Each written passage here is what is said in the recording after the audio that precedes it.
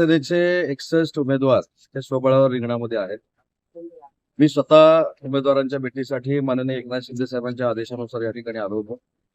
एक धोरणात्मक आम्ही जो निर्णय घेतलेला आहे तो एकनाथ शिंदे साहेबांनी केलेली विकासाची कामं लोकांपर्यंत पोहोचवायची. पुढची टीका टिप्पणी न करता आपण भविष्यामध्ये या संपूर्ण परिसरासाठी काय करणार आहोत हे लोकांना जाऊन पटवून द्यायचं आणि डोअर टू डोअर शिवसैनिकांनी प्रचार करायचा, अशा पद्धतीची भूमिका आम्ही घेतलेली आहे. कारण आमची बरीचशी भूमिका राष्ट्रवादी काँग्रेस पार्टी पार पाडते, त्याच्यामुळे त्याच्यात आम्हाला काही शिरायचं नाही. दुसरी महत्वाची गोष्ट अशी आहे की ही जी लढाई आहे ती शिवशक्ती विरुद्ध धनशक्तीची लढाई आहे. आमच्यामधला जो विश्वास आहे त्याच्या विरोधात ज्यांनी आमचा विश्वासघात केलाय त्यांच्याबरोबरची लढाई आहे. त्याच्यामुळे टीका टिप्पणी न करता आपले सगळे सक्षम उमेदवार 61च्या 61 ठिकाणी लढतील आणि 16 तारखेला आम्हाला विश्वासात घेतल्याशिवाय कुठचाच महापौर बसू शकत नाही अशी परिस्थिती शिवसेना निर्माण करेल.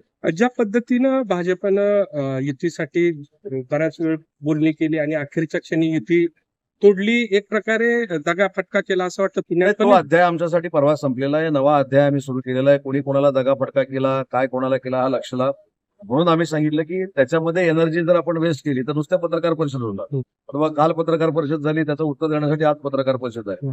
या भानगडीतच आम्हाला पडायचं नाही. आम्ही लोकांचं देणं लागतो, आम्ही पिंपरी चिंचवडकरांचं देणं लागतो.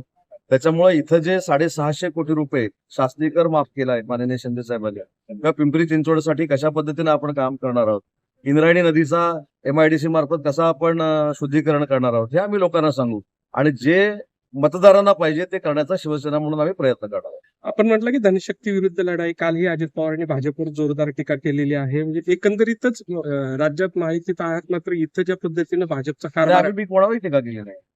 मी ना भाजपवर टीका केली, आम्ही अजितदादांच्या पक्षावर टीका केली, ना आम्ही UBTवर टीका केली. मी सांगितलं की ही लढाई सर्वसामान्य विरुद्ध धनशक्ती आहे. म्हणजे आमची शिवशक्ती जी आहे, जी संघर्षातनं मोठी झालेली आहे, त्यांच्या विरोधात धनशक्ती आहे. मी कुठच्याही पक्षाचं नाव घेतलेलं नाही आणि कुठच्याही पक्षाचं नाव घेऊन आम्हाला त्यांना दुखवायचं नाही. त्यांनी त्यांच्या पद्धतीनं प्रचार करावा, आम्ही आमच्या पद्धतीनं प्रचार करावा.